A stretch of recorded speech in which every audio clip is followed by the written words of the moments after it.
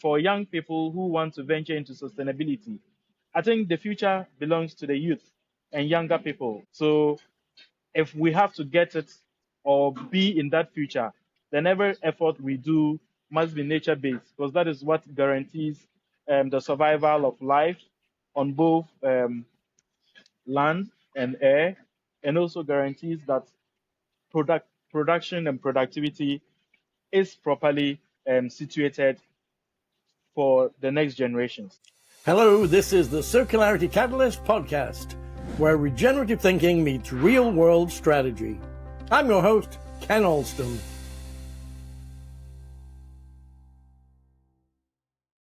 Hello, this is Ken Alston, and welcome back to the Circularity Edge podcast. We're back today with a terrific guest, all the way from Africa. My guest is Joseph Bandanaa, country lead in Ghana for the Swiss Platform for Sustainable Cocoa, and Joël Frei from the platform is also here with us. The Swiss platform drives circular innovation in cocoa production, promoting solutions that transform waste into value. Joseph, welcome to the show. I'm thrilled to have you with us today. Thank you. Thank you so much. Well, almost everybody loves chocolate, and the idea of more sustainable and circular chocolate sounds even more delicious to me. So, to get us started, would you mind giving our listeners a 2 to 3 minute breakdown of what you do and how you got into it? Thank you very much. So the Swiss platform for sustainable cocoa, as you already mentioned, is a multi-stakeholder platform that brings together all key actors along the cocoa value chain, um, specifically talking about chocolate manufacturers, cocoa traders, food retailers, the federal government itself, SECO. We also have NGO members and then research institutes. We seek to promote sustainability in the global cocoa sector through shared responsibility, collective action, and knowledge exchange. And then we do this with our members with through joint ambitions that we implement, joint projects and initiatives, and then we monitor progress using harmonized sustainability indicators. So we also facilitate collaborations across the entire value chain, and we aim to ensure cocoa production contributes to improved livelihoods, environmental protection, and also achievement of the UN Sustainable Development Goals so that nobody feels guilty when you are consuming chocolate. But then just to take you back a bit, I would say Swissco was founded in January 2018 in a response to the growing need for coordinated action in the cocoa sector. So the platform, it builds on the Global Cocoa Agenda in 2012, also with the International Cocoa Organizations, just as a launchpad for producer consumer countries to unite so that we can um, chart out joint visions for sustainable cocoa. And then, as you may know, Switzerland, as a member of the International Cocoa Organization, adopted this agenda and committed to strengthening multi stakeholder collaboration that will lead to the creation of joint engagement and continuous improvement. So that was what gave birth to Swissco. So every activity Swissco is involved in is anchored on six ambitions, which were currently launched during in June during our MOU. So we have an ambition that focuses on ensuring that living income is enhanced among cocoa farming households.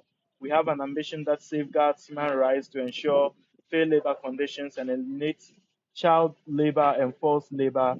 We have an ambition that also ensures that the sector is deforestation free, and then we actively also support restoration of degraded forest ecosystems. We also have an ambition that focuses on broadly enhancing the adoption of agroforestry. And then we have an ambition that aligns with achieving climate goals through reduction emissions for both the near and the long term. And then lastly, we also want to ensure that all cocoa physical flow of cocoa products that are getting into Switzerland relies on full, traceable, and transparent supply chains. So this is what we do and who we are. Thank you. So, in addition to discussing sustainability and circularity as concepts, here on the Circularity Podcast, Catalyst Podcast, we do like to also not just talk about talk, but also talk about action. And I know, from what you were just saying there, that's something you do all the time in the platform. Can you give us an example of some of these sustainable circular business models in practice in the cocoa industry? You mentioned to me earlier about a new startup collaboration that involves cocoa pulp and fruit juice. Tell us more about that. All right.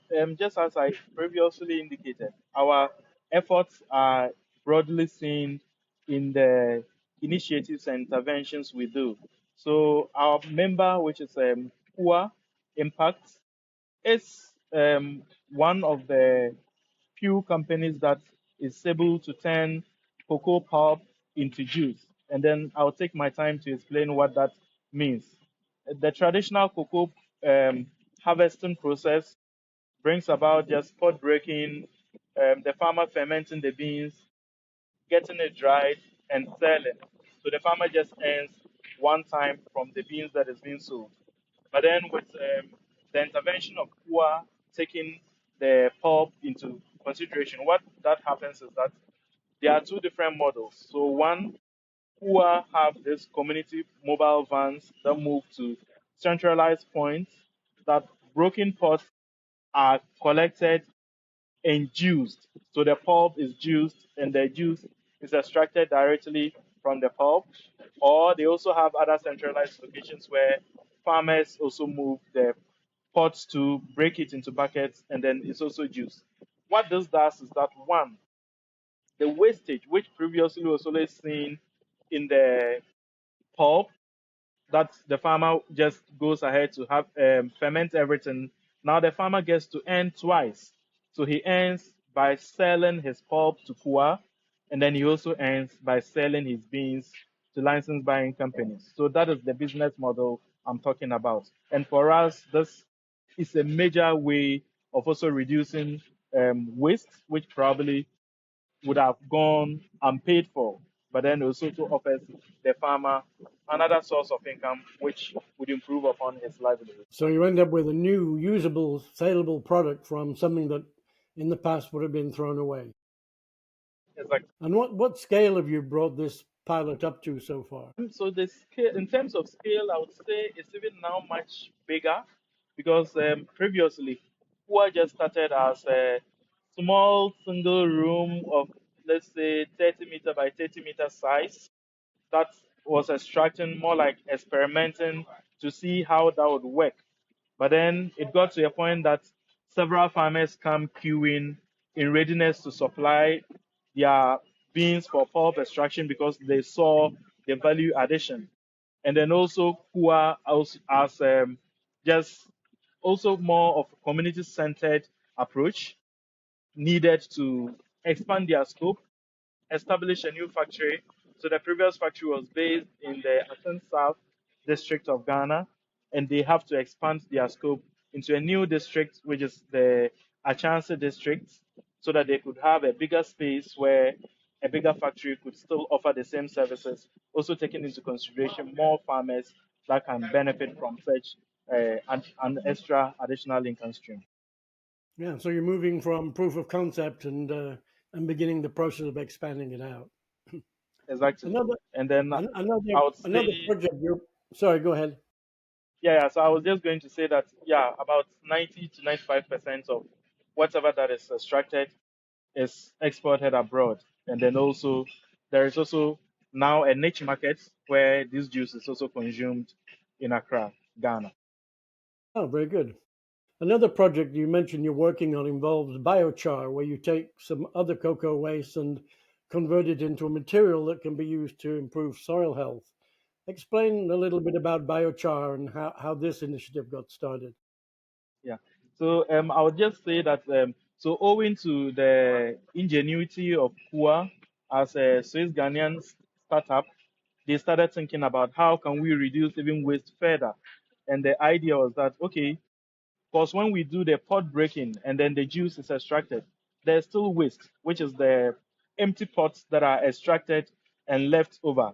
How can we turn this into a value that farmers can still benefit? So that was what led to now using the pots to do biochar, where this biochar could be supplied back to the farmers as a way of amending soils so that the cocoa can even do better, so that they can produce more pods for them to extract, so that it becomes a win-win for both Kua and the farmer as well.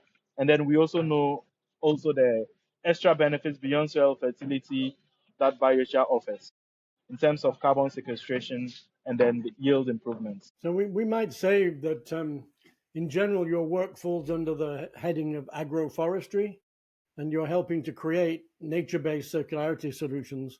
My own process for this in businesses is called Design Like Nature, so I'm very much in tune with what you're achieving there. Um, Conventional cocoa has typically been a monoculture. How do you encourage more regenerative circularity in agriculture through your work and through the Yes. So, platform? all right. Thank you very much. Because I think also as a researcher, this is one of the topics that is so dear to me, because we see that agroforestry plays a key role in carbon sequestration by increasing above ground biomass and enriching soil organic carbon. And for us as USCO, that is part of the reason why we see it to even, it's more prudent to have it as an ambition that agroforestry practices are widely adopted within cocoa productions. And we see this in three different folds. So we assume that what we call dynamic agroforestry systems, which includes multi-strata, at least having 10 different tree species per hectare, and then at least one biomass tree per each cocoa tree, which is capable of providing 30 to 40% shade or cover tree at maturity on the area under agroforestry is one of the gold premiums we see within our trade tier level of agroforestry. But then we also encourage different levels of agroforestry, especially when it talks about systems that would include, let's say, even at least 10% of cocoa growing areas can take this up. And we have a minimum of 5 different species and then a minimum of 70 multi-purpose trees.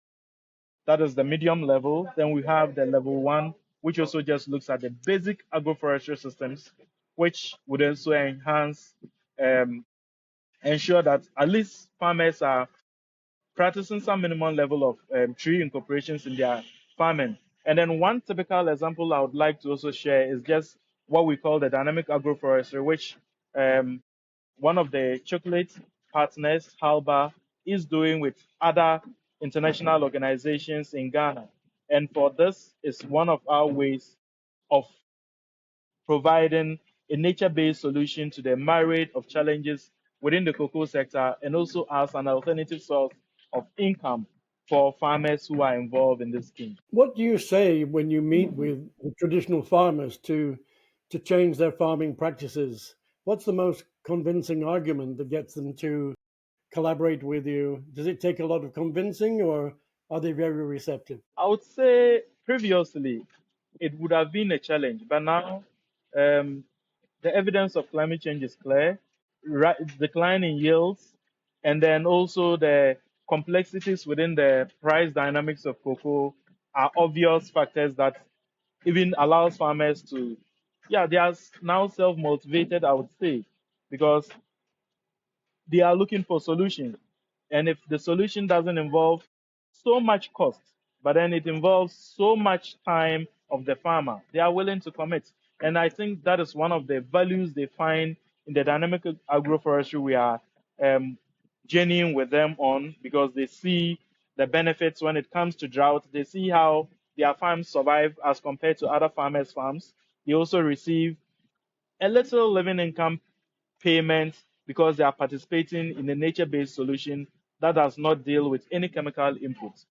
So they see a lot more value and they are willing to even do it more. Are there any brands that you can mention that are working with you that people could maybe learn more about, and perhaps some people might be able to purchase depending on where they are? So in terms of brands, I would say, because just as I told you, as a multi-stakeholder platform, we have um, different chocolate companies that we work with. So depending on the origin of cocoa, their footprints are felt in the different locations. So in the case of Ghana, Dynamic agroforestry is one of the interventions that is being championed by Halba, and they source directly from these farmers to also provide the LID. There are different other market opportunities for the other crops that are also included in these farming systems just beyond cocoa. And then these are the kinds of crops we are also advocating for so that we can have different organizations that will be patronizing these different crops from our farmers so that beyond cocoa, the farmers will be having more diversified income sources from the diverse crops they have within their plantations. It seems like you're doing a lot of good work to prove the benefits of moving in this regenerative direction. Now that this work is underway and you have farmers beginning to see the value of doing this, what's the main challenge to taking it to another level to begin to scale it even more? I think one of the major challenges I would say locally is because agroforestry needs a lot of time. It requires a lot of patience, and just as I mentioned, market access is one of the challenges that is also envisaged. But then also, it requires a lot of labor, especially at the initial stages of plot installation, because you'd have to do a lot more pruning, a lot more um, replanting, a lot more mulching, pruning of branches to do um, biomass mulching. It needs a lot of patience. It needs a lot of man hours. It also needs a lot of time. But then I think one of the most important things is the benefits that comes, which often overrides all the labor. And then, like I said, the initial stages of installation is where most of the challenges are felt. But beyond that, then the strata and everything else forms. Then the farmer is free because you would not have to even do weeding because when the canopies form, the below ground weeds will not grow because of how the system is arranged. So there's savings on weeding. There is also savings on agro inputs.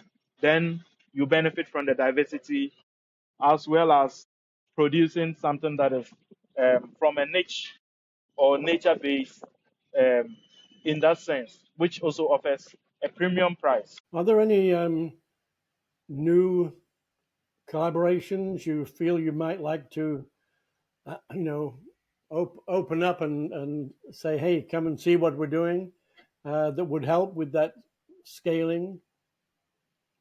Who's Yes, missing I at would. the table? Yeah, I think so. Just as we are piloting dynamic agroforestry now, we have gone beyond the proof of concept stage.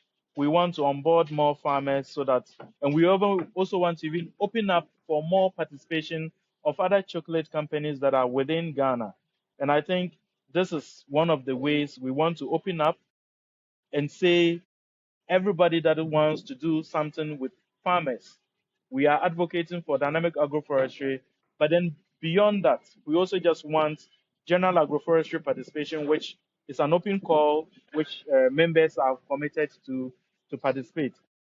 Also on the biochar, I would say it's still a learning phase, it's a pilot phase.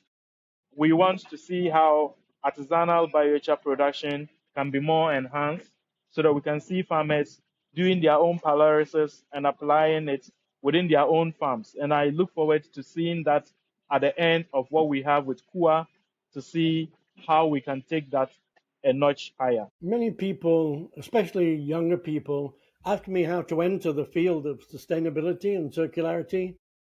What would you say, based on your experience, to the next generation of young people to encourage them to look to this sort of career in forestry and and trying to move things in a more sustainable direction? Yeah.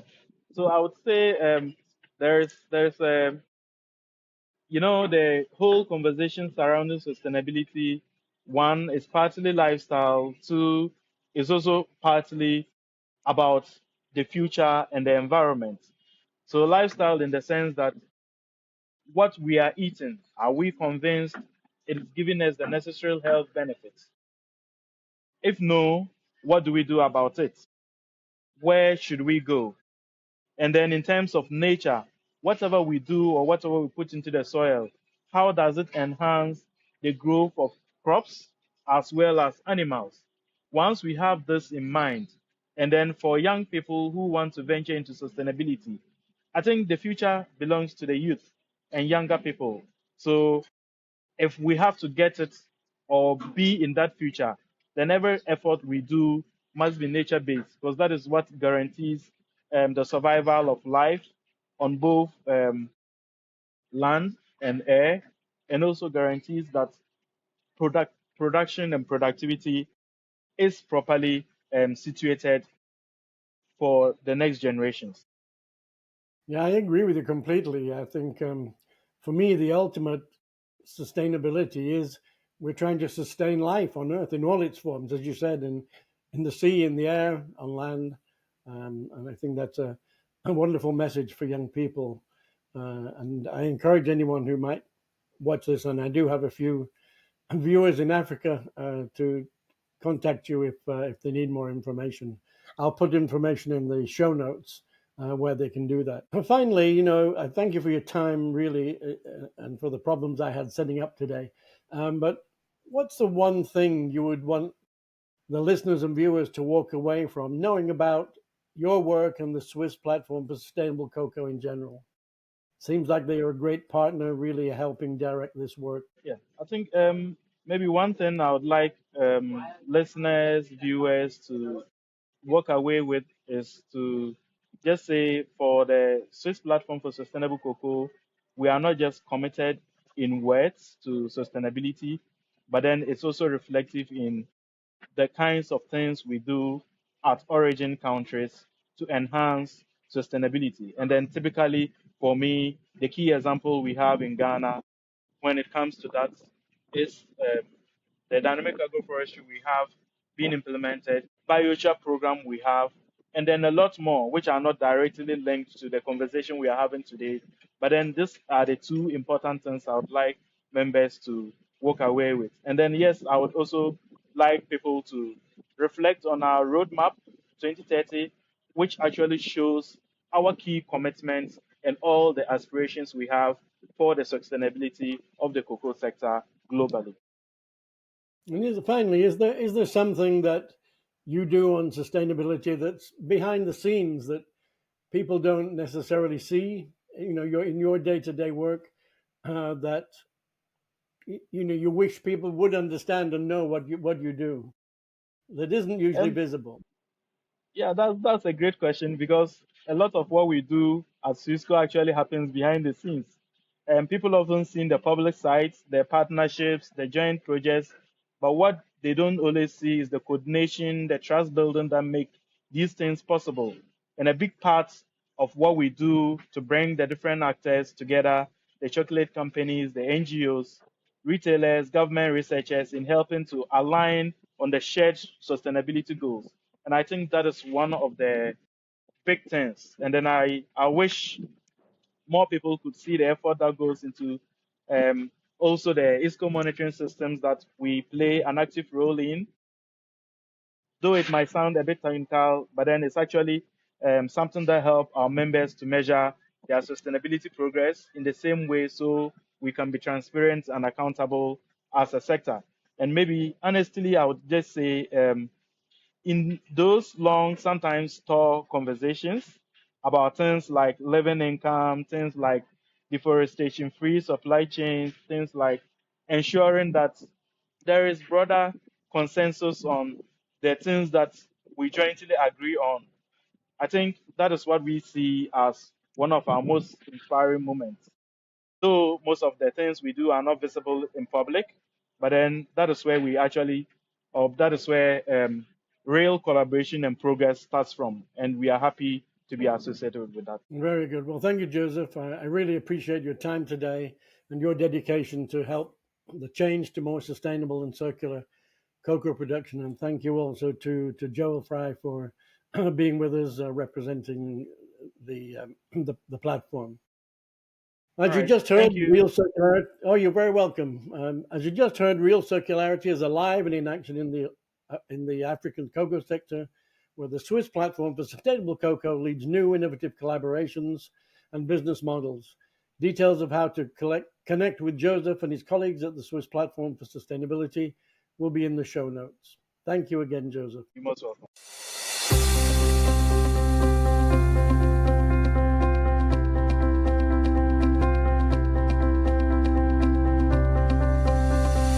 I'm your host, Ken Alston.